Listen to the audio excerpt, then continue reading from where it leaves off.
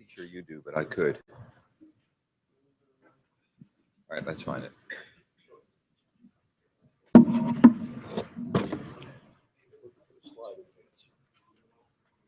There's a reward for anyone who can give us the slide advance.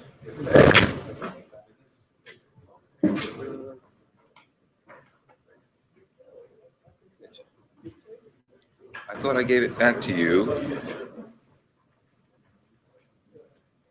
Got my phone. No.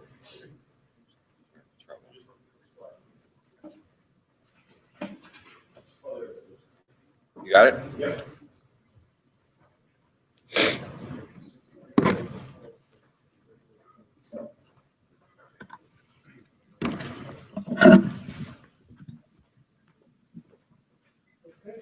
Welcome. Thank you all for being here. Here's what we're going to do today. We are going to spend the next half an hour or so going over some of the overarching business objectives that the parties see. And then David Gellner is going to present a capital market space framework for evaluating the outcomes of negotiated distribution agreements and whether or not both parties over a range of potential outcomes, good or bad, are treated, try not to use the word fairly, but treated consistently with the capital markets standpoint. Then we're going to break for lunch, and I've assigned all of you teams with attorneys and teams and attorneys to conference rooms. We'll go up to the 10th floor, and you'll then have 4 hours to discuss this form agreement with your attorneys, focusing on the provisions that are problematic for you, and also anticipating provisions that your counterparty will find are problematic for them. And then at 4 o'clock, we will have a 2-hour moderated negotiation where celebrity judges will come in and they will comment on how well you propose revisions to the provisions that are problematic to you, and just give you some advice and perspective in terms of negotiating some of these key provisions. And we'll end with the reception. All right, that's the program. And I'd like to start by thanking Dennis Martin. Where is Dennis? He's here. We've seen him, but for hosting. And with that, why don't Bill and I start off? We'll just go through a couple things. What is a joint venture? That looks like something your attorney wrote, Bill. Right. So that's a little. It's a little. Already you started with me. All right. So that's one definition of a joint venture. Why would we want to pursue a joint venture? From the sponsor, what would some of the reasons the sponsor would want to pursue a joint venture? Well, they'd like to be able to spread risk, right? They would like to not have all of their capital tied up in any particular deal. They'd like to be able to generate fees and enhance their investment returns and preserve scarce development capital so that they can tie up their next site. Investor, why would an investor want to pursue it? To get more direct investment exposure to particular assets, as opposed to investing in a pooled fund or something like that, and to obtain that exposure without significant devoted resources, in particular, the human resources that are required to pull off the development. And both parties want to build strategic relationships with other parties out there in the marketplace. All right, key attributes. One of the very important attributes is flow-through taxation. No income taxes are payable at the joint venture level, and all incomes, gains, losses are distributed directly to the investors in the investment entity. Another key attribute is limited liability to third parties. Creditors, vendors can only pursue the assets of the JV, not the individual investors. Key issues within the agreement. This is what we're going to spend the day talking about. Contributions. How much capital do we each need to contribute and under what circumstances? Distributions. How do we share profits? How do we get our money back? Governance. Who gets to make which decisions? And how do we get out of this when it's time to leave? All right. So one of the things that happens in the real world is you get together with your partner for the first time, or your potential partner, and you start to talk about certain things that are important to you. And you have a little dialogue, and that's what Bill and I are going to do right now, just to warm you up a little. Bill's the managing member, and I'll be the investor member.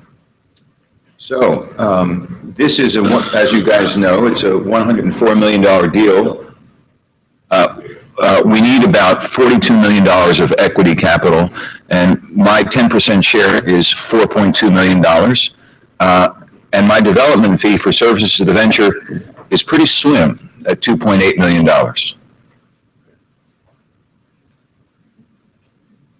So I'm already out of pocket about $750,000 in various pursuit costs over the past few years to get the property entitled, et cetera, and I need to get that money reimbursed with interest or credited at a minimum towards my capital contribution. All right, that all sounds fair, but let's just make sure that any of those costs that you spend money on are costs that have already been approved in our budget. And no interest. I don't care how long we're going to spend. I'm not going to dispute the interest claim at this point. Based on where rents and interest rates are right now, I think that the land is worth about $1 million more than it will cost us to acquire at the closing. I can get an appraisal to prove that. I'm sure. I think maybe that $1 million should be, actually I don't think, I know that that $1 million should be credited toward my capital contribution. All right. Land values, development rates, all that stuff, they're pretty tough to pin down with any real accuracy. Assuming there is some incremental value in the land, should we just keep it in the deal so we'll have the proverbial wins of profit at our back? All right. So, question we're teeing up for you is what's fair in value contributions to the venture? Should everything be subject to mark-to-market adjustment before we close the venture? The cost of the land, the value of the land, the hard cost budget, the soft cost budget. These costs always seem to be changing, and we know they're going to change. So you're going to talk about what's fair in valuing contributions to the venture, and a lot of these contributions are, some of them are non-cash. I want to be able to use some or all of my $2.8 million development fee to satisfy my $4.2 million equity capital contribution at closing. What if things don't go the way we think they're going to go? Suppose we have unbudgeted costs that you should have known about. We have cost overruns on change orders that you approved. It takes longer to complete construction, and you have more construction period interest on the cost. I want you to have that development fee in case you or we need it, but only after you've earned it. If we need more money later, I'll just put in my 10% share. There's nothing to worry about. Will we, you have to sign any guarantees, Bill? Yes. Okay. What? Well, we're going to have a construction completion agreement. We'll have a loan repayment and guarantee. There'll be bad act provisions in the loan documentation, so there'll be an environmental indemnity. But these are all part of the process. But if a guarantee gets called for any reason, I'm prepared to put up my share. What do you mean your share? You're in charge on site, right? That's right, partner. All right. We need to talk some more about who shares and what liability, and we'll figure that out. Good. And like I said, if we need to put up more money later, I'll put up my share at that time. What if you can't come up with your share then? Well, it's a good question. Yeah. You've got lots of money, so I'm sure we could arrange some sort of loan at a fair rate because we're partners. We'll be partners, all right, but we need to talk some more about what would be fair under those circumstances. All right, so what's fair when required contributions aren't made? You're going to need to talk about that. Should you be forced to make a loan, either to your partner or the venture because your partner didn't live up to its obligation to fund?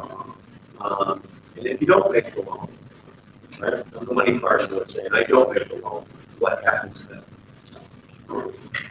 If you do step up and fund your partner's share, what should the terms of the funding agreement? on the new capital that you put up for your partner, and potentially changes to other terms you had previously agreed upon. Financial terms, managerial or control rights, maybe both. I put the deal together. I've invited you to participate. I'm the managing member and I run the show. Strap yourself in for a fabulous ride. Hold on, cowboy. You clearly run the day-to-day operations, but we also have a lot of important business and financial decisions to make. We need to make those decisions together. What do you mean by together? You know, we'll form an executive committee to decide the important decisions. Maybe you'll be on it. Who else will be on the executive committee? And one other member of my firm. It'll be cool, just the three of us. What would important decisions include? Important stuff. If we make any material changes to the project or the budget, entering into any financing or guarantees, committing to investors, establishing the operating and capital budgets, executing major leases, approving and terminating contracts, property management, leasing, sale or refinancing of the development, filing for bankruptcy, and removing managers and affiliates. Removing managers and affiliates? I'm the manager, and my affiliates are going to do all the ongoing work for the development and get paid for it. What if you or one of your affiliates did something bad at parties? Who is going to determine that, and what would the standard be? Well, we take that on the executive. I don't like the executive. Any other important decisions I should know about before we proceed? Hey, will I need to get an approval right and raise my hand in order to go to the bathroom?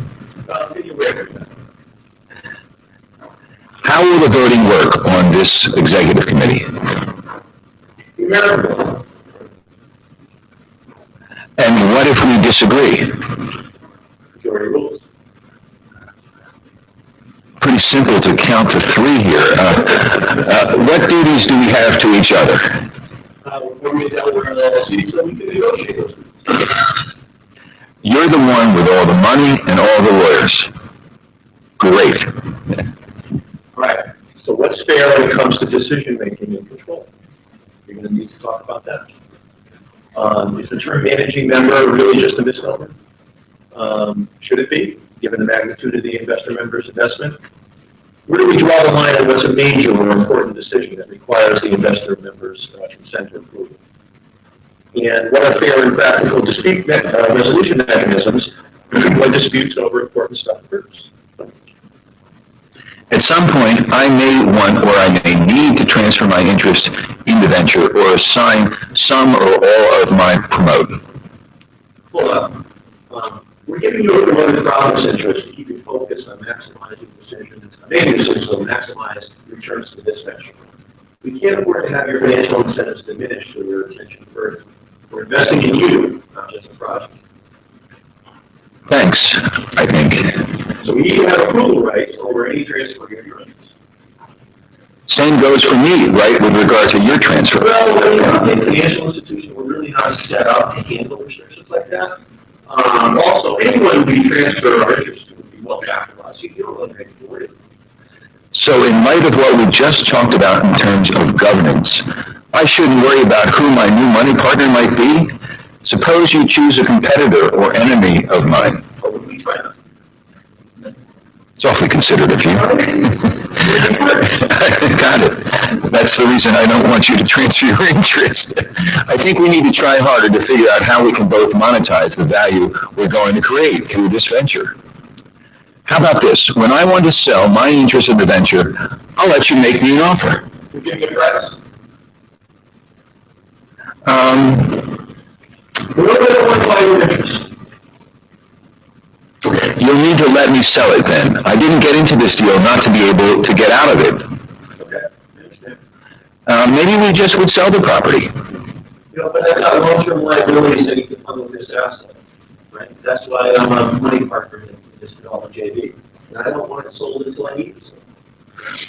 I also need the right to sell my interest. All right, so we're going to have to come up with some mechanisms you need. I love the deal. We're going to make a ton of money. Aren't you glad I brought it to you? Yes, but remember, I'm putting up almost all the cash. You know I need to be properly incentivized and motivated to maximize the profitability of this venture. I need a big promote if things go really well. Yeah, look, if things go really well, I think you deserve a nice big promoted interest in the distributions. And I'm willing to trade some profitability on the upside and more investment certainty on the downside. And we're developing condos too. Do you get to pocket your promote before I get all my capital back? If we're rolling in the dough, who cares? But if things don't go well after we sell the condos, and the winds of profit are at our back anymore, what then? We're partners, man. We're both going to get all of our capital back with a minimum preferred return before you get to keep any promote, right? We also need to talk about who establishes the levels of reserves before any distribution. Okay, we will. All right. So what's fair when it comes to distributions? Prevention. If I would stand, the last deal you and your boss negotiated, that's off the standard that people fall back on. But the panel junkie said at the last conference you attended, right? How the broader capital markets price expected risk and return. Maybe all of them. But you know what? I want to focus on that. How the broader capital markets price expected risk. All right. So what's that?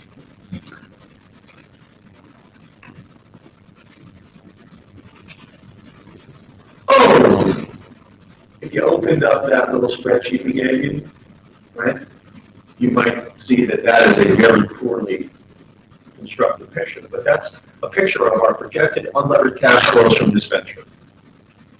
And they kind of break out like this, where we've got a tiny bit of interest earnings on the capital that we have reserved. The construction loan the project. The light green is our residential condominium sales right here.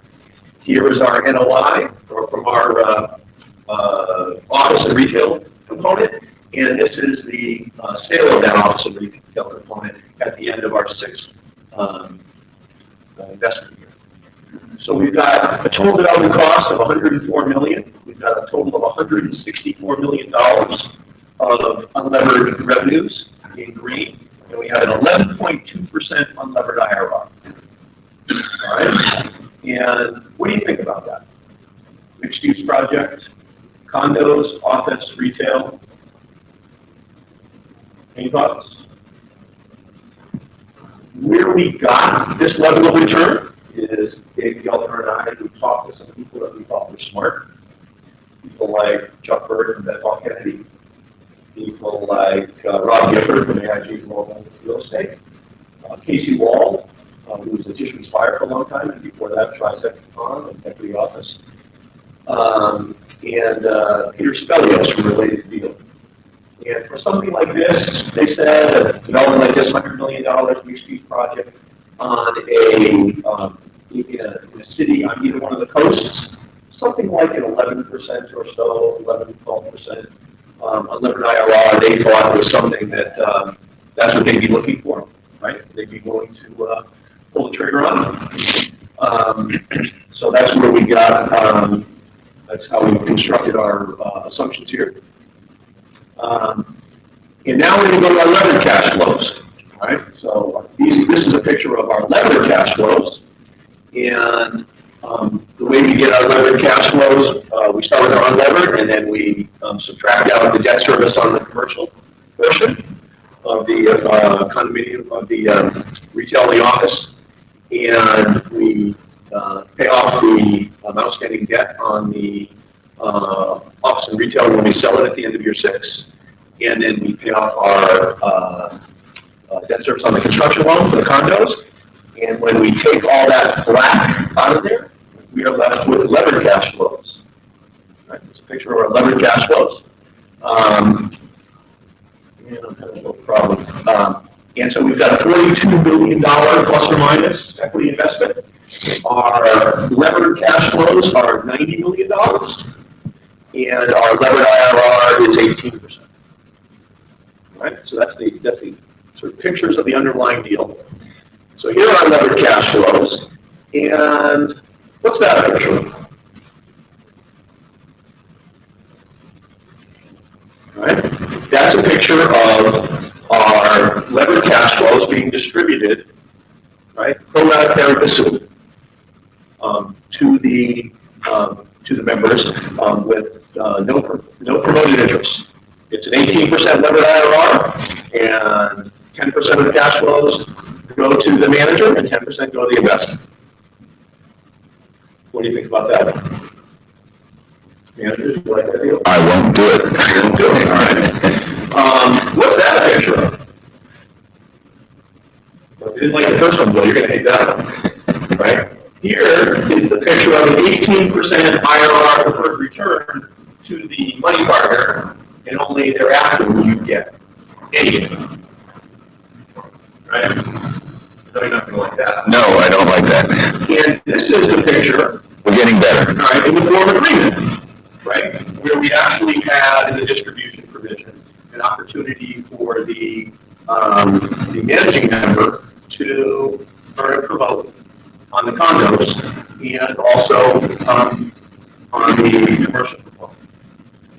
And with that, we've got these following rates of return: about 28% for the managing member and 16.5% for the investor member. That's what the form agreement says.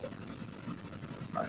But what I'd like to do is talk about maybe another way of looking at these distribution provisions, something a little more realistic, maybe a little bit of a richer story on how we can look at the outcomes to both the managing member and the investor member. And to do that, I would like to introduce David Kellner, who will talk through his more scientific look, applying some of the good MIT science that he knows so well to this issue of what might be a fair, or a way to evaluate the fairness of a negotiated distribution provision. And one where it's structured a lot more realistically. David. This one advances. I don't know on the right hand side. Okay, thanks. So I guess I need to use the. Okay, use the microphone. You want to use this one here? Oh, cool. We just put that. Thanks. So everybody can hear me?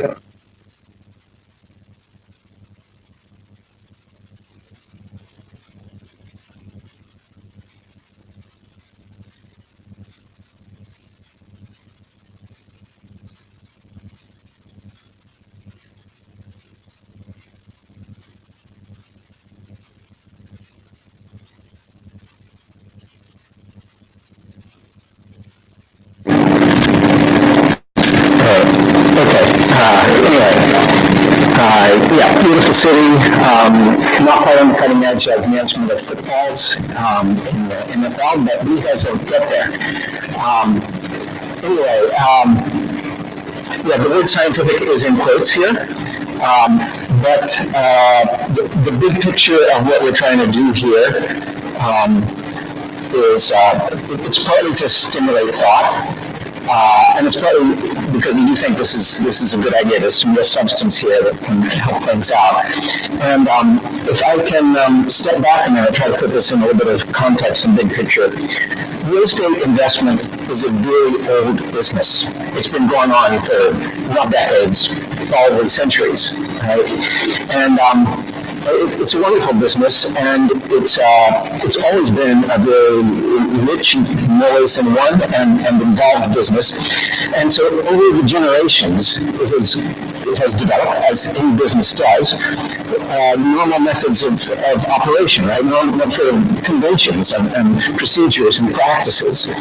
And all of the history, pretty much, of the development of this business, there has not been an economic framework, a rigorous economic theoretical framework that the industry, that the business could look to provide it with some guidance and some basis for its practices and its conventions and its rules of thumb and so forth.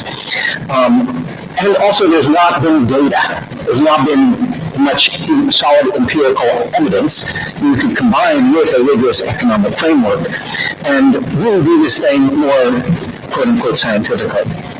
But now we're in the 21st century. And we've now had for a couple of generations some very substantial economic theory that's very relevant to this business. And the theory is called capital market theory, and it comes from the field of financial economics. And it goes back to some Nobel Prize winning economists in the 1950s and 60s even, and of course, and beyond. Some of the famous things that you probably have heard of is something called the capital asset pricing model, the CAPM, CAPM, very famous. And this stuff is not just Ivy Tower academic stuff. It has thoroughly influenced and permeated Wall Street and the mainstream securities investment industry. And maybe the biggest picture away is the capital really underlies the whole idea of passive index fund investment. And that underlies or strongly relates to the idea of benchmarking investment performance. And that underlies so much of the actual practice of securities investments. So too many of the investment managers just try to sort of allocate their portfolios to the benchmark. But also in real estate investment, where at the level of institutional investment funds and so forth, a lot of it is about benchmarking and allocating portfolios to the benchmark. This all comes from fundamental capital market theory that came out of financial economics starting in the 50s and 60s. And the basic point of this perspective is that we can bring that theory that's so dominant and influential at the macro level, at the 30,000-foot level of this industry, we can bring that down to this deal level here. And we can do more than that now, because now in the 21st century, we also have data. We're starting to get large amounts of good quality data about real estate investment performance, real estate returns. And we can apply that data to make this together with the theory. So that's the big picture, and that's the kind of thing we like to do at MIT and other academic institutions. Berkeley is a prime example, of course. So that's the basic idea here. Todd, how long am I? What do you want me to talk until? But we need to have lots of Q&A and so forth. So is everybody already familiar with the parameters of the deal? Or going to? Yeah. Right, it's this 280,000 net square foot mixed-use project. Obviously a hypothetical project, but as Todd pointed out, realistic. We put this together almost 2 years ago. I don't think the world has changed that much, actually. We're in basically the same sort of economic recovery, low interest rate regime. Everybody's dealing with yield compression. It's hard to get the kind of returns everybody used to be able to get. So everybody has to go out on the risk return spectrum there. And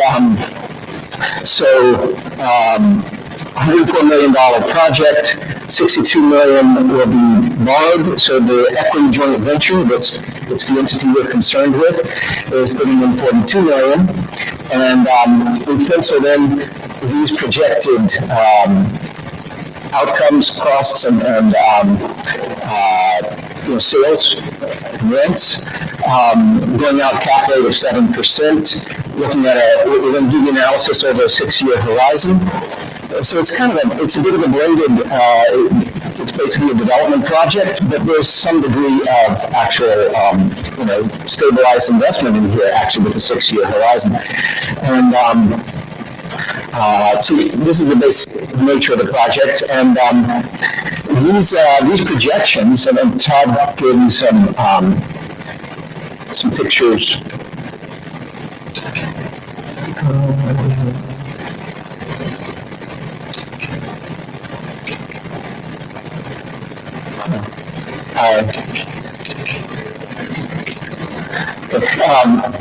pictures of the cash flows. These are ironclad, right, Todd? These are ironclad. These are absolutely going to happen. There's no risk involved in any of these numbers, right?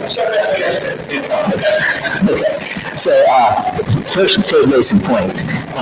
There's a huge amount of uncertainty, it's called uncertainty or risk, in any of these numbers, but especially the ones that are in the future, especially the ones that have to do with the real estate market. We can be a bit more certain about the ones having to do with construction costs. That's basically engineering numbers. A lot of those numbers are already known with a more precise level of certainty. But any of the ones having to do with the condo prices or the rents in the commercial market or the going out cap rate, there's a lot of uncertainty there. And that's what we need to consider.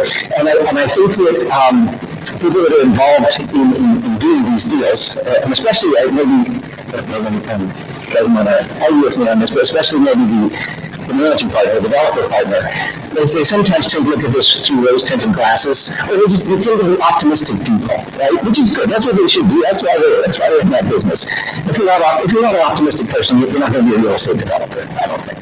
And so, but we need to keep that in mind. And that's where sort of the quote-unquote science can help out. If we can look at the actual empirical historical numbers, we can quantify now with the data that we're having more and more in the 21st century, we can quantify that uncertainty or that risk. We can actually change uncertainty into risk. That's what we're able to do now in the 21st century, more and more. And the difference is, risk is when there's unknowns. You know the unknowns. Okay, risk is when you don't know how it's going to turn out, but you can quantify the probabilities pretty well. Uncertainty is when the unknowns are even unknown, right? You don't even know what the probabilities are. And that's what we've had always in the history of the real estate investment business. But now we can go beyond that and we can make this more scientific. So it's really a very good thing because many capital markets actually love risk. That doesn't mean they don't want to be compensated with a greater return for more risk, but they love to play along the security market line, trading off with risk and return. That's what the investment industry is all about. But the capital market, money hates uncertainty. They don't even know what they don't know, money just stays away from that. So this is, by converting uncertainty into risk, we do a lot of good for this industry. And I guess you young students here, you guys are the first generation who is coming into this industry where we can have this level of rigorous science in terms of theory and empirical evidence. So you guys are up against an industry where it's got a lot of existing practices. It's got a lot of all the existing practices and conventions and ways of doing things were built up in a world where we didn't have this rigorous theory, we didn't have this kind of empirical evidence. You're the first generation really where there's enough of this. And I think it's possible to improve the functioning of the industry. So this is what the project looks like. Todd's already gone over that. We're looking at this 11.2% unlevered for the project and 18% levered. Here the blue is the condos and the red is the commercial. Having trouble getting this to advance. There is already a proposed agreement structure that has been put together, again, with the discussion of the panel that Todd spoke about. If you know, not everybody on the panel was fully happy with all these provisions, but this seemed realistic and workable. So it involved the 90-10 contribution share with a first hurdle at 10%. Now, keep in mind, this is for the JV. This is the levered entity where the expected return, assuming these are non-those entities are realistic expected return. The expected return is 18%. And we're already starting to promote at 10%. And we promote that to 80-20. Alan, on the other hand, we've got a provision in there that if the development cost overruns the projection, the idea is that the manager, that's really the manager's responsibility. And so there's going to be 50-50 on those, even though, you know, the money partner is putting in 90% normally, the developer will put in 50% to cover cost overruns. And then there'll be a catch-up after the money partner meets that first hurdle at 10%. It also goes the other way. If there's cost savings, then that too will go 50% to the developer. There's two more hurdles, 13% and 15%. So even the top hurdle is below the expected 18% return. And we go to 70, 30, 60, 40. And of course, the condo sales revenue are going to be treated as capital proceeds, not operating. And so this is what it looks like. And here's just a graphical depiction. Sometimes people show these kinds of waterfalls this way with vertical and horizontal splitting. So the left-hand waterfall here is the operating cash flows, return on capital, and the right-hand waterfall is the capital cash flows, return of and on. And these are the hurdles that we just talked about, cash flowing from bottom to top here. So that's the waterfall. It results in, on the base case, the expected case, it results in these cash flows red to the manager, green to the money partner, right, green is money. And as Todd pointed out, this is a projected going in IRR of almost 29% per annum in a 6-year project for the manager, and almost 17% for the money partner. And the question is this fair? Again, I think maybe we're being a little, maybe we shouldn't use the word fair. Because everything is fair, right, in love, war, and JV negotiations. But, yes. Well, we're just like that, we're fair at all. Right. Yeah, okay. Yeah, well, this is actually, so the framework that I'm proposing here is very much a market framework. And the market that it's coming from is the capital market. Yeah, like I said, there's just... Is it agreed upon? That's so I'm suggesting that your question here is that whether it's fair or whether it's market. Yes, I would agree with that. I agree with that. Yeah, I guess if we're trying to use the word fair here, we're trying to claim that if it's in line with the market, then it's fair. And if it's not in line with the market, then it's not fair. If we were trying to use this word fair, but I don't want to get hung up on the word fair. So,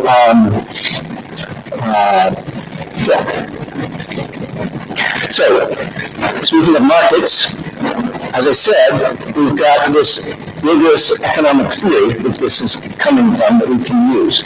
And the broadest level, the branch of economics we're talking about is microeconomics. Microeconomics is the study of markets. Broadly speaking, it goes back to like Ricardo and so forth, you know, the founding fathers of economics over 200 years ago. And it involves things like the notion that a market is a voluntary exchange, right? Two parties are coming together, two sides are coming together and agreeing to trade quantities at prices. And so you've got the concept of the demand side of the market, people who would be buying, and the supply side of the market, the people who would be selling, ultimately producing and selling. And the concept of market equilibrium, which reflects the quantity that gets traded and the price that it gets traded at. And the concept of opportunity cost, which is the price, right? That's the marginal cost of those who are producing the good. That's what it costs them to produce it. So that's what sort of society is giving up when it decides to use another unit of the good. And but it's also what those buying the good on the margin are willing to pay. So that's the idea of opportunity cost that comes from the notion of there being a market. Now, what market are we talking about here? in terms of this particular agreement, what I'm suggesting is we're really talking about market for money, or really it's the capital market. This is a capital investment, and so it's the capital market that we're talking about. And what is that capital market? What does it trade? It trades capital assets. But as I said, the key issue here, because I say the capital market loves to trade along the security market line. It likes to, get more return for taking on more risk, or have less risk for giving that return. And so for our purposes here anyway, the aspect of the capital market that we're trying to look at here, the opportunity cost that we're trying to identify, is the market's price of risk in terms of how much expected return risk premium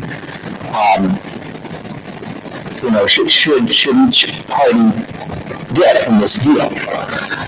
So the price of risk comes out of looking at the capital market, and it's the expected return risk premium per unit of investment risk.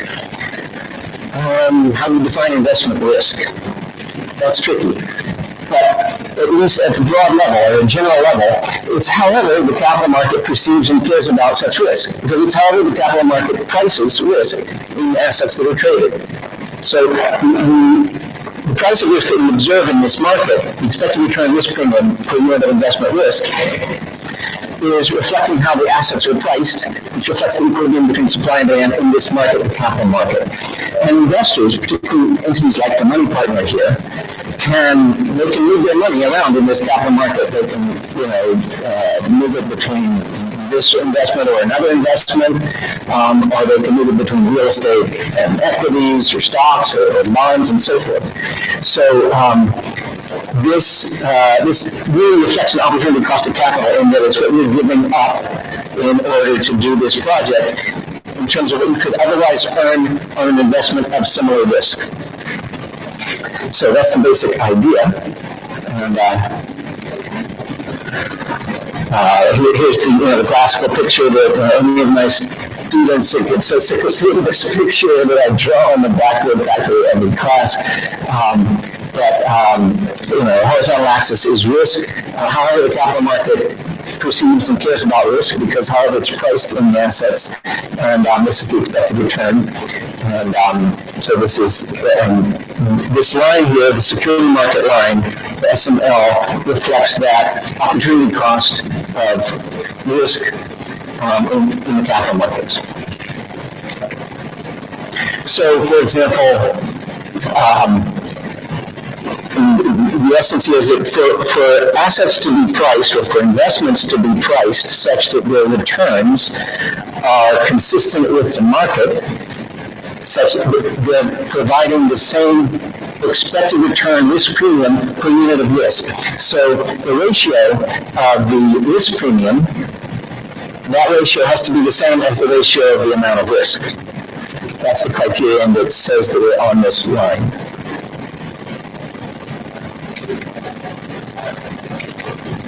So in the case that we're talking about here, we've got a development project, and we've got a loan, and we've got a levered equity JV.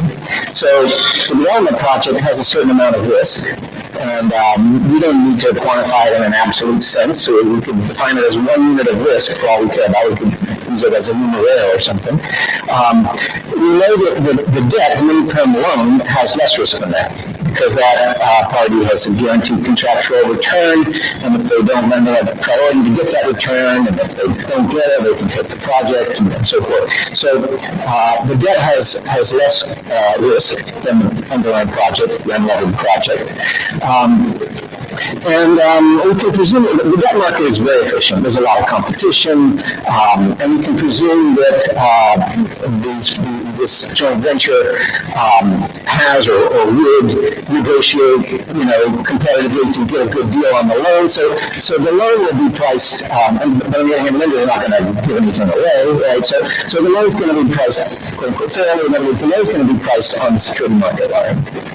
Now, just mathematically, when I think about this, it's got pretty simple math to it. If the project is on the security market line, and the loan is on the security market line, then mathematically the joint venture, the levered equity, is also on the security market line. It's just farther out to the right. It's got more risk because the loan creates leverage onto the unlevered project. And that gives up the risk and gives up the return in this proportion. So, that's kind of the way the thing looks in terms of capital market theory. And the idea here is to use this concept of the term in financial economics is called the Trainer ratio. But it's the ratio of the risk premium going in this case it's an ex ante, so going in expected return risk premium, that's the expected return over and above risk-free returns, divided by the risk. That's the Trainer ratio. Divided by the risk as priced in the capital market. That's the Trainer ratio. And the idea is that the two partners here should face the same Trainer ratio, as indicated here. So the managing partner may have a higher expected return, but that's if they're also taking on more risk, proportionately to how much their higher return risk premium is greater than the money partner's risk premium, then we're all consistent with capital market pricing.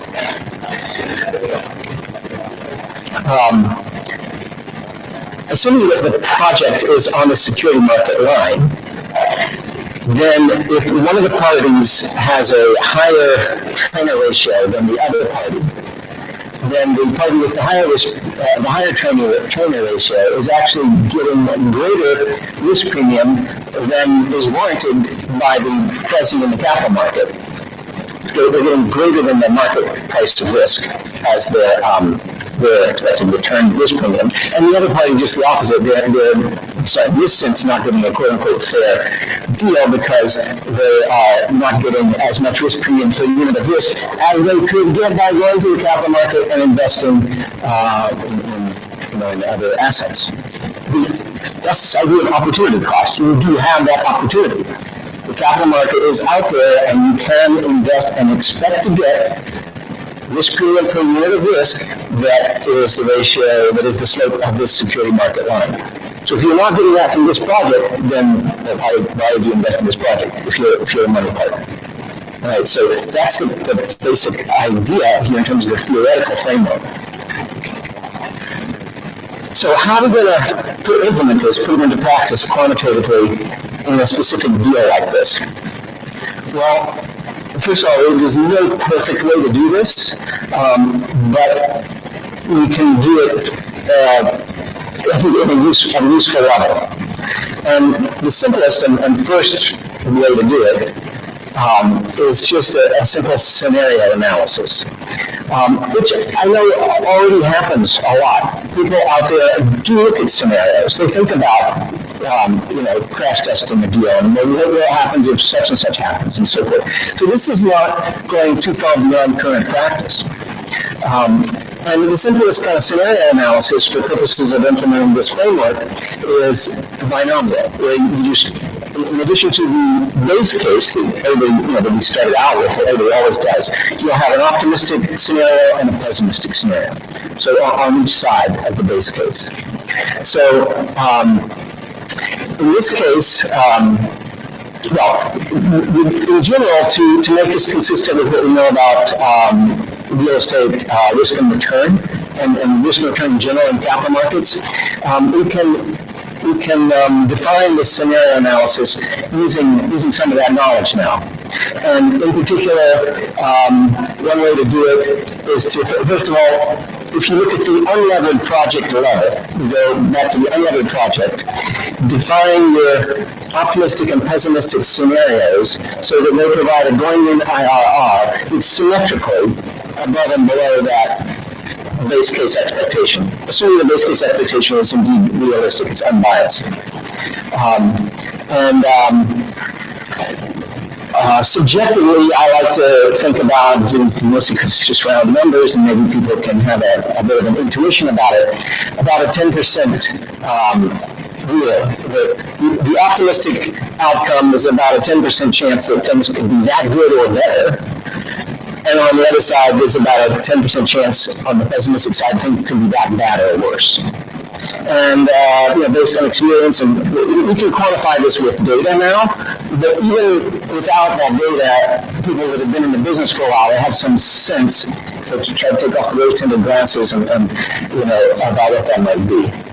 So then what we can do is define the expected return as the base case IRR. So once we define that scenario on the underlying project, we run it through the waterfall, right? And then define the expected return as what each party gets in the base case. We've already shown you that, and then define the risk. Quantify the risk in the denominator of that Trainer ratio as the range between the optimistic and pessimistic IRRs. And do this for each partner and compare their Trainer ratios.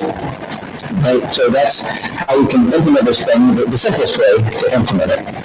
And so remember, this is the base case, which gives the expected return of 28.7% to the manager and 16.8% to the money partner. And I defined an optimistic scenario, and exactly how you define this, there's room for play, room for discussion, and in fact, I'll digress for a minute. I'm presenting this in a very idealistic way, like this is very normative, and the way that we're trying to make this proper and realistic and scientific.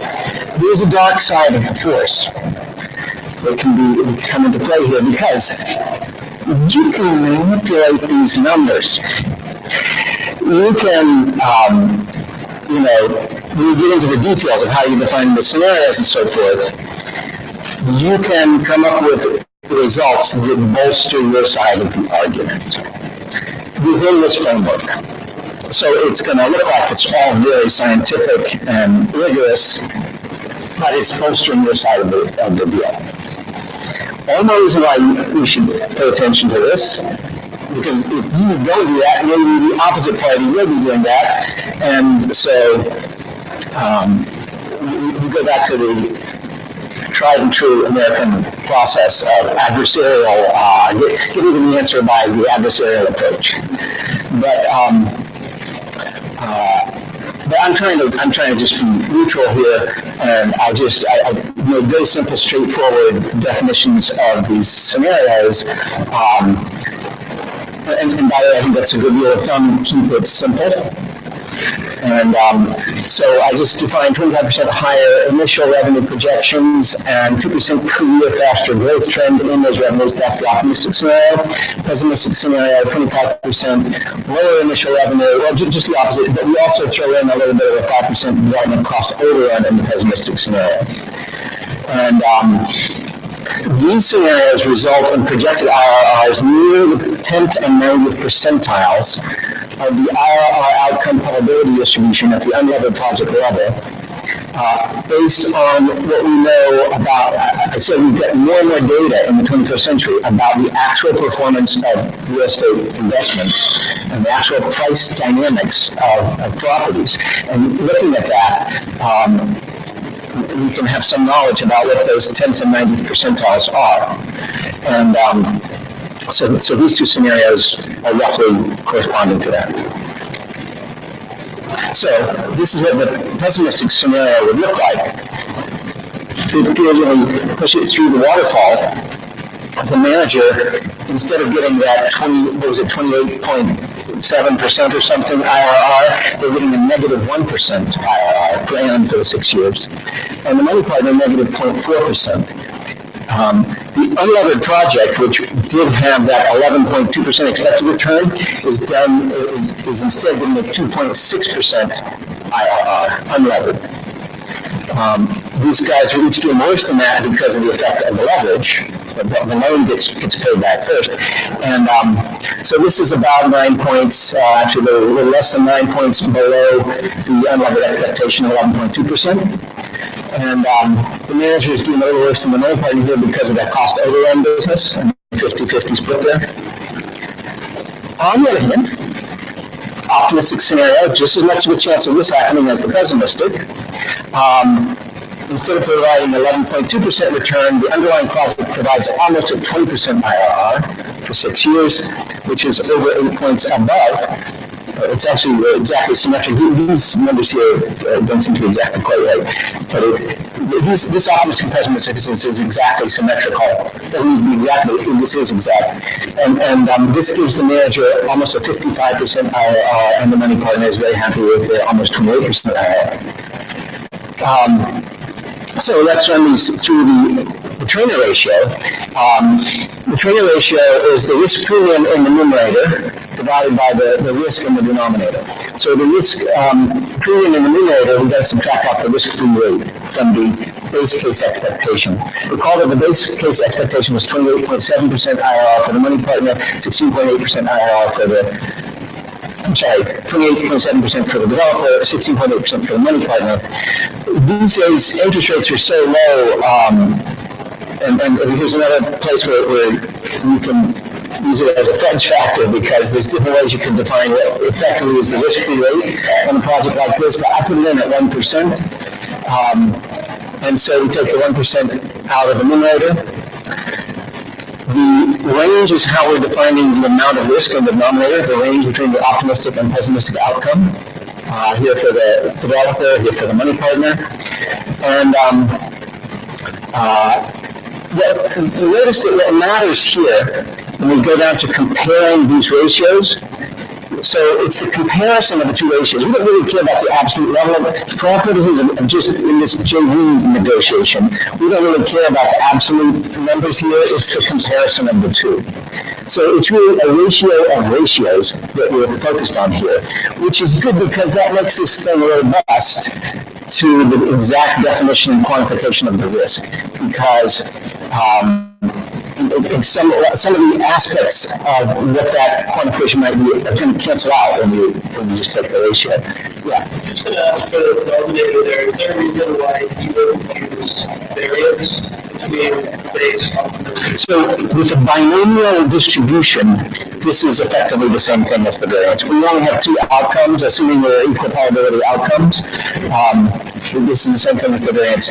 Later on, if we have time, we will show a Monte Carlo simulation where you have the whole distribution, and there, yeah, we'll use this standard deviation. So this is coming out that actually the money partner is getting a little bit higher, looking at a little bit higher trainer ratio than the developer partner, even though the developer partner is looking at that 28.7% IRR versus the money partner 16.8% IRR. So as you can see, the range of outcomes is much less for the money partner, and therefore, by this definition, by this quantification, less risk. But these are pretty close. Honestly, there's enough fuzziness in all of this. It's always typical in real estate. The numbers are never going to be super precise. Right? And we're getting them better. We replace a lot of uncertainty with risk. We're going to be doing more of that as this century unfolds and we get more and more better data. But there's always going to be. I would never advocate that people rely solely on these kinds of quantitative models. There's always going to be aspects that we can't capture in this kind of model. There's always going to be considerations that are outside the scope of this model. And there's always going to be fuzziness around the data and around the numbers. But with that in view, I'm never going to worry too much about a minor difference here. This is about a 10% difference in the ratios. And for me, that's kind of close enough. I wouldn't be real upset if I was the developer here. Although, if I was the developer, I suppose I would use this as much as I could in the negotiation. I'd say, hey, I'm really not getting a good deal here. Look at this, So the money partner better have their own, answer to that. But I think this is where we pause, right, Todd, before we. If we have time, we can talk about extending this with a Monte Carlo analysis, but we wanted to stop here.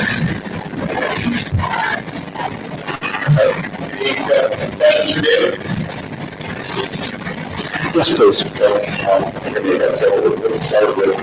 Does it need the microphone?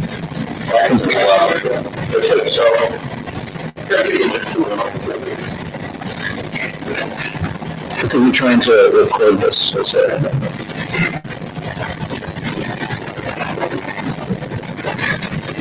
You is the analysis premised on the assumption that all of the share going to the developer is for capital as opposed to services?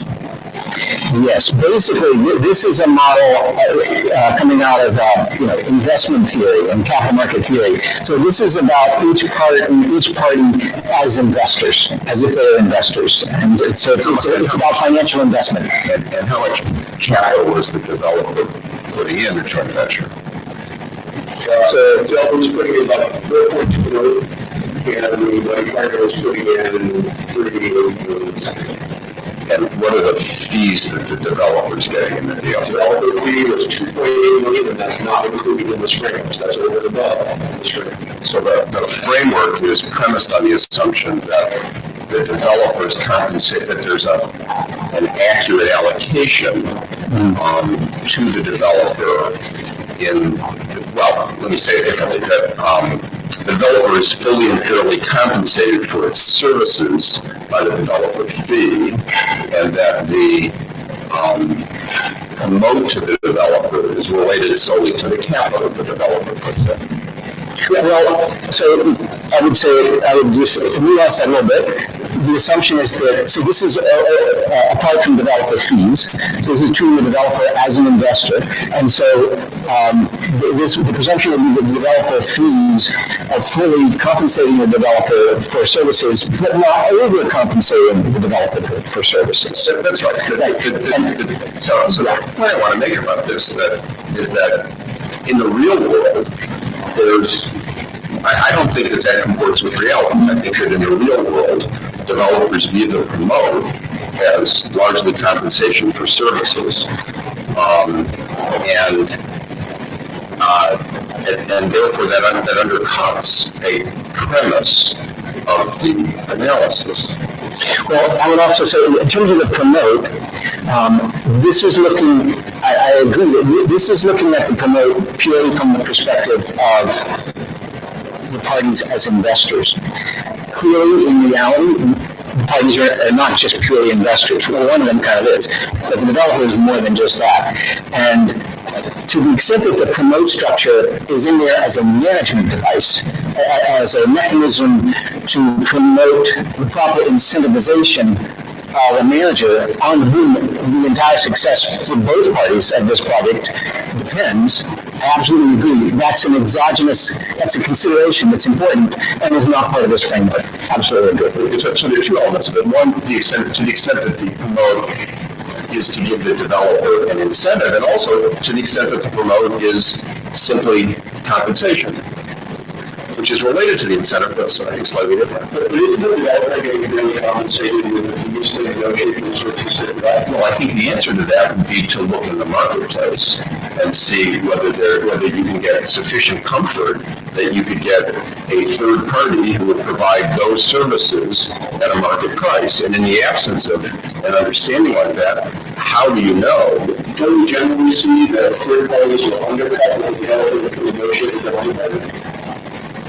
I think developers do really well when it comes to negotiating leasing fees, construction management fees. There's always third-party management fees. Third parties do half of the developer.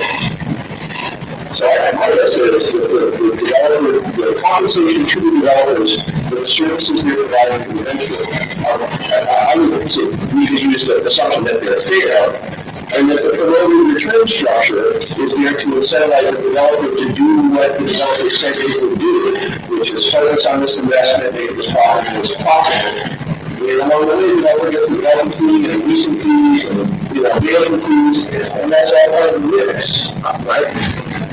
I see a little bit differently. I think that I agree with you that developers generally get more from their capital partners in terms of fees than would need to be paid to true third-party service providers. But I think that the reason the developer gets that and the reason the developer gets the promote is because there is value in the project.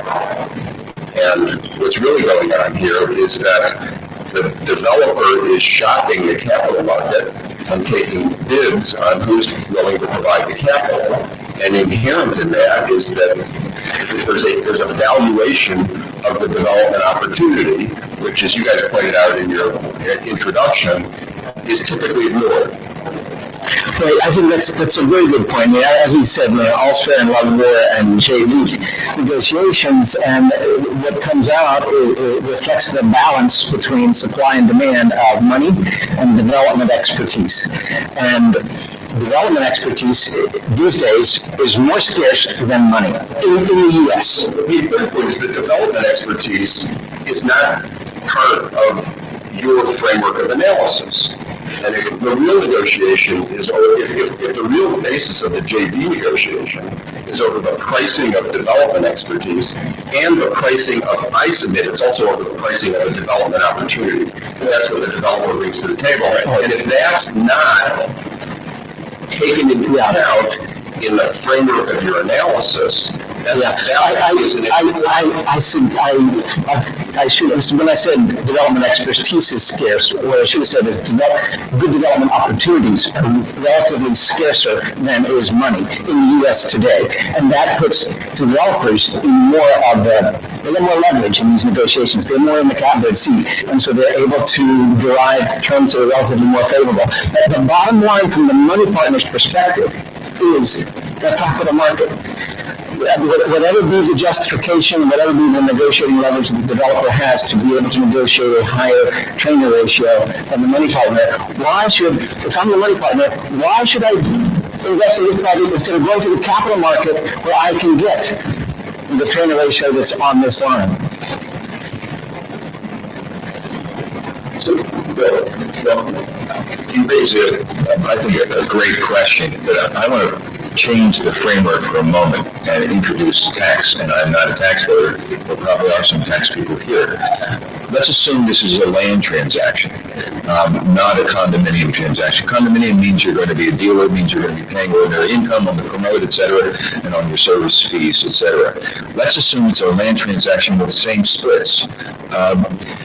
The question that you just raised is a very good one with regard to how do you characterize from a tax perspective the promote of the developer who gets property entitled and makes millions of dollars with regard to the increased valuation. Is that for services or is it just a return on his or her investment? Now, they have been trying to, Congress, the president has been trying diligently to make that promote tax at ordinary income rates. Although I support a lot of things that he's doing, that is not one that would be attractive to me since promote is very valuable. So I think that the issue of whether that incremental compensation is just an incentive, it's a return on your investment, or is it really a return for the services that you render in that work? It's a very critical one, and I actually think it is a return for services.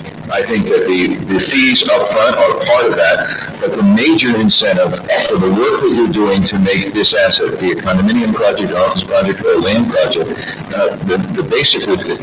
that promote is really a return for what you have done over the last 6 years. And it's a very tax efficient way of doing that. So I would agree with you that it's a return for what you've done over the last 6 years, but that's not future services. That is value created by services today. That's the premium in the project. Because as Todd points out, there actually is a relatively well-defined market for the services, and what's being paid in the deal tends to be above that. So what's it for? I think it's good value there. So I want to now move on to my second objection to your suggestion. In one of the past negotiations, one of the students used this model in an effort to negotiate a point. I've never seen anyone attempt to use this model in a real-life negotiation. I'm all in favor of financial theory. I think that would be a wonderful thing. But I think that I think in assessing whether it's appropriate, one has to understand whether the premises are satisfied sufficiently, reasonably closely, to make it appropriate. And my first premise was that, wait a second, there's something else going on here. It's the value associated with the deal that's not reflected in the model. The second premise that I think does not comport with reality is that there is general agreement about the projections. I think that another basic element of the negotiation is, or the process is, the developer controls a development opportunity and he sells it to the capital provider who is most bullish about that opportunity. And that's really the nature of how these things are priced. And so when there isn't an agreement about the range of projections and the likelihood of variances from the base case. Each side has a different assessment of that, and that's what explains why they why they're willing to do the deal. Well, I don't disagree with any of that, but the way that theory and empirical evidence help to improve the transparency and efficiency of the way industries work is by taking parts of it and shining a light on that part and recognizing that part is not the whole part, but then you see the part that's left out of that and you can just analyze the thing more precisely. And this theory is particularly on target for the money partner because, like I said, it's based on opportunity cost in the capital market. And the money partner can go to the capital market and get this return. Two comments. One is, there's a question to you. It's okay that people have different projections. This framework says, given the way you think, this could play out, right? You've got a base case, and your base case is different from base. That's okay. Money partner and all have different base cases. But for each of you, you know that your base case is never going to be realized. It's going to be something between two goalposts. Pessimistic scenario and an optimistic scenario. And so you can still use this framework based on your base case to decide if you believe that you're coming up with on a risk-adjusted basis, something that's equivalent to what your counterpart is getting on a risk-adjusted basis. So the fact that we don't agree on projections, I would say that's not an infirmity of this framework. The other question is, you raised the point about Paul, but this framework doesn't capture the value of the development opportunity. And that's something I don't understand. Because this framework doesn't capture the fees, the management fees or the development fee is paid to the developer for services provided to the venture because the venture has zero employees, someone has to provide it, the developer provides it, and I'm assuming a fair market price in all cases.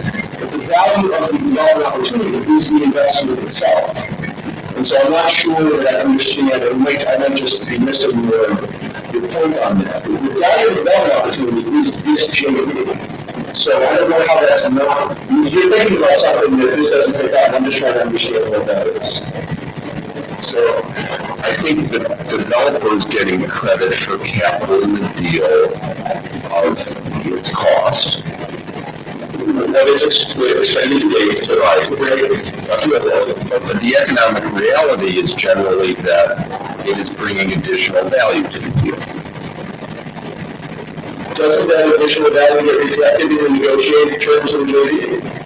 Well, and I don't understand the computations well enough to assess this, but would the computations look very different if everybody said, yeah, what the developer's really bringing to the table is $5 million in additional value associated with the opportunity. Let's now treat the developer's contribution as $5 million greater.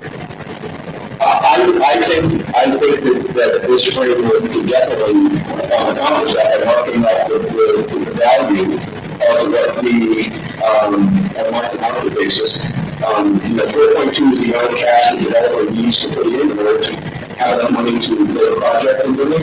But the developer, if everyone really believed that the land was worth $5 million more, then the developer would say, I want my capital contribution in the capital account, not 34.2 million, but I think in cash, 9.2. And that's, so now I'm investing, I'm going to make something up here, the 20% of the deal I get. So total development costs in instead of 104 million are 109 million, and you run the numbers again that way, and you see how they look. So there's one I want to end with point you made, which is just because it has some issues, you made the point that just because it has some issues doesn't mean it isn't valuable. And I agree with that entirely, because I really think it helps one identify what's really going on in these negotiations. And it's very valuable. I'm getting some insights out of this that I didn't have before. But, so if you were going to pursue that, shouldn't you say, let's, for purposes of doing this analysis,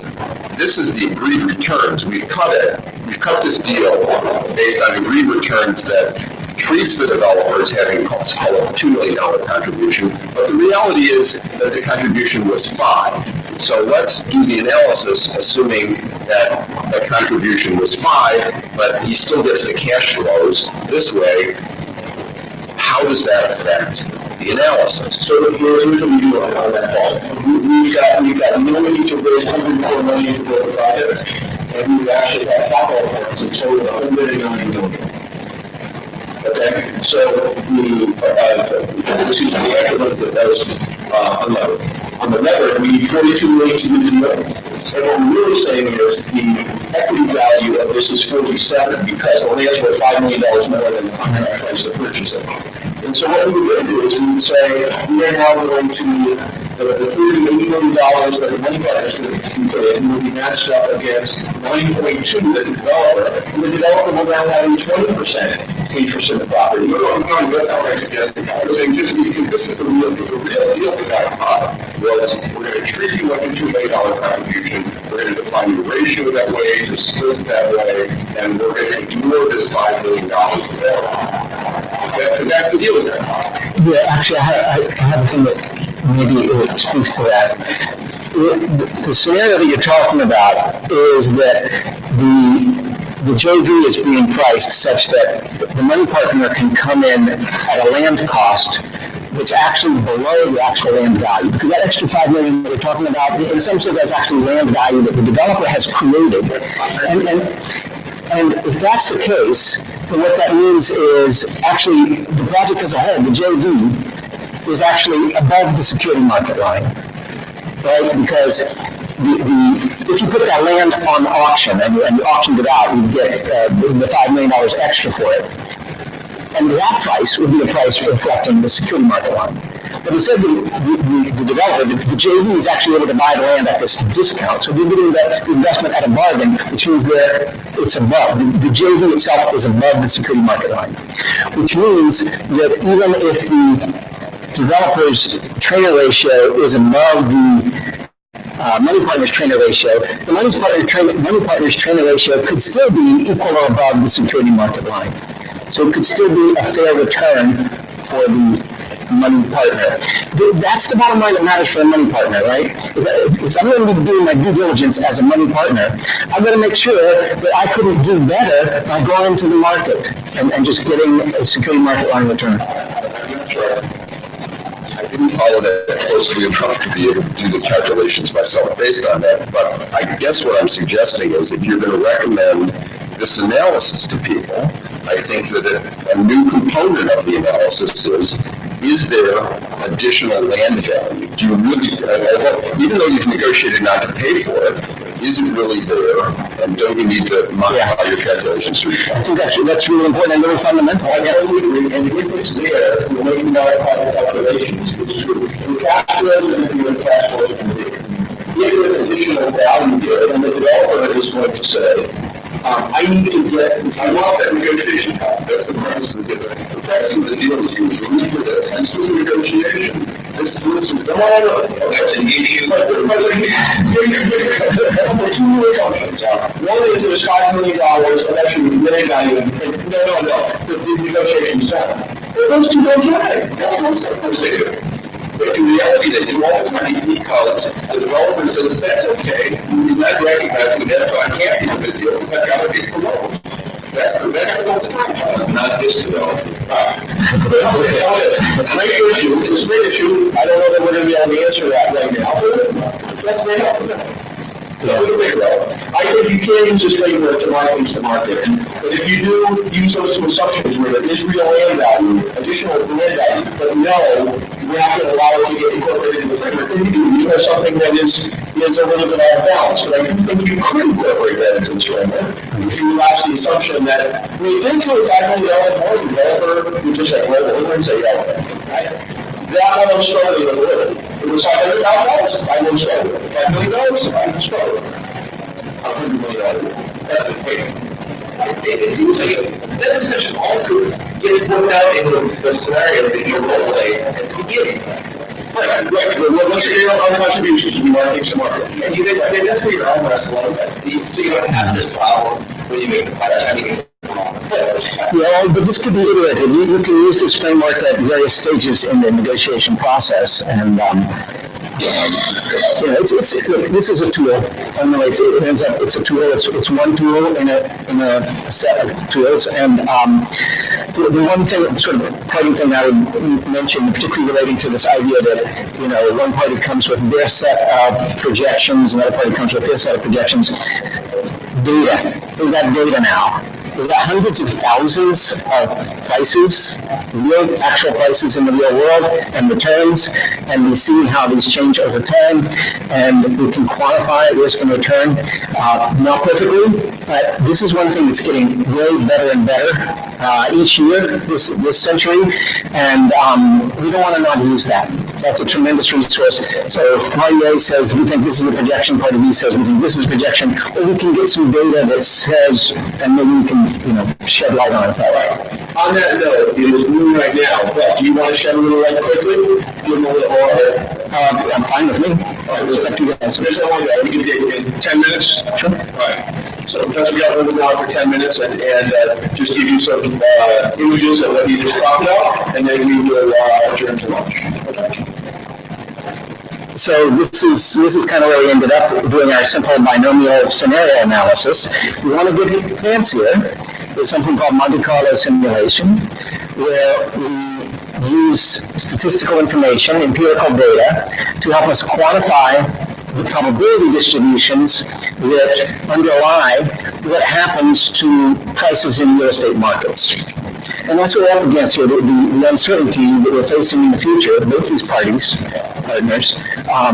is what's going to happen with real estate prices over the next 6 years, condo prices and commercial property prices and rents. And so using this empirical data, we can simulate what will happen in the future. And the way Monte Carlo simulation works is you have a random number generator, and it's like rolling dice, and the dice has a certain probability distribution, so actual dice have an equal probability for each of the 6 numbers that can come up.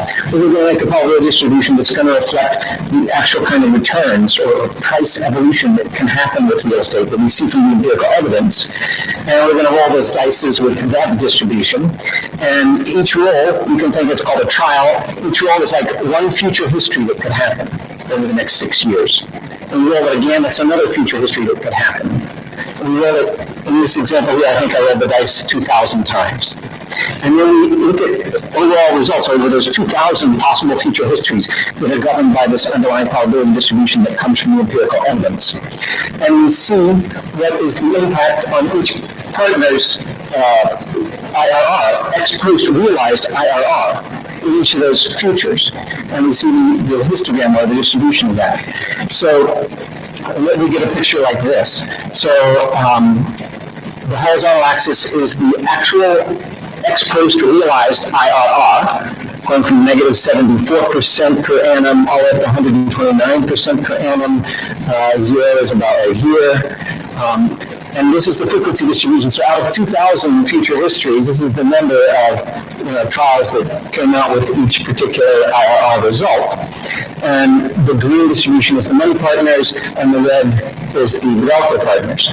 And this is the same thing, only cumulative, or we accumulate the outcome. And the green dashed vertical line is the mean of that distribution. So this is the kind of thing that we get. The immediate thing that you notice is that the two parties, with this kind of an arrangement, the two parties are pretty much the same on the downside tail, because there we're below the hurdle, we're below the, and so we'll be in the pro rata area. But it's on the upside, on the positive tail, that the developer does better because of the promote. So this is just some examples of when we use these public distributions, the kinds of price dynamic, kind of price paths that we get, 10 randomly generated properties around. This is an index of the market in black. This is actual history from 2000 through 2010. So these are just random, properties that are generated. And so in our particular deal here, this is the kind of results we get. You can see, the entire shape of the distributions and the tails. So even though the underlying unlevered project is a pretty symmetric distribution of IRR outcomes, when you run it through the waterfall, you get distributions that are not so symmetric. And we can compute the trainer ratios. And in this case, as the gentleman suggested, we're going to use the variance, or actually the square root of the variance, the standard deviation, to measure the risk in the denominator there. And we can do it two ways. We can use the standard deviation, or we can use the downside half deviation, where we just look at the outcomes that are below the mean. And those are two different ways to think about defining the risk. And we get these trainer ratios. And now, we get a little bit different result than we got before. And in particular, the developer partner looks like they're definitely getting a higher trainer ratio. And it's a bit beyond that 10% boundary that I said, we can count it as being basically the same. So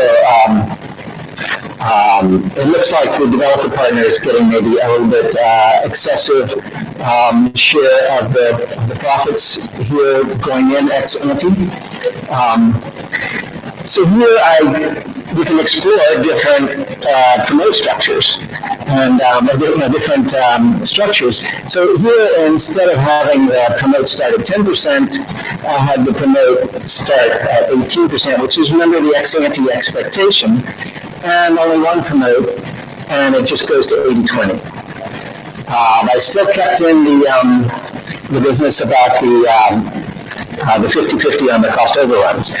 And we get an exactly equal trainer ratio. If you look at the whole spread, if you look at just the downside, then the developer still has a little bit more favorable trainer ratio, but I'd say it's close enough. So here's the kind of result that would probably clearly pass the criterion here.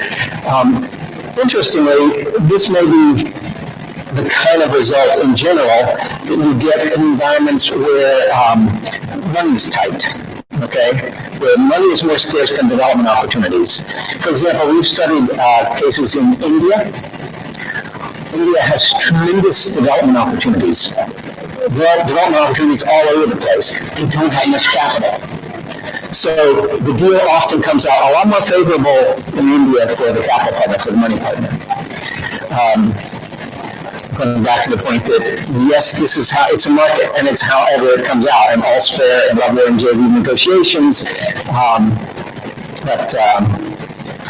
Now, as we discussed, there could be a lot of reasons why it might make sense for the developer partner to, in fact, to get a higher trainer ratio. And these are things we've talked about. The development fees don't fully cover, incentive considerations, the land cost considerations, all these things that we talked about, which could leave us in this situation that we mentioned a minute ago. So you can do kind of scatter plots and see what's going on here with the outcomes. Lots of fun stuff, but we'll close it off for now. Thank you very much, Professor. Yeah, thank you. My pleasure.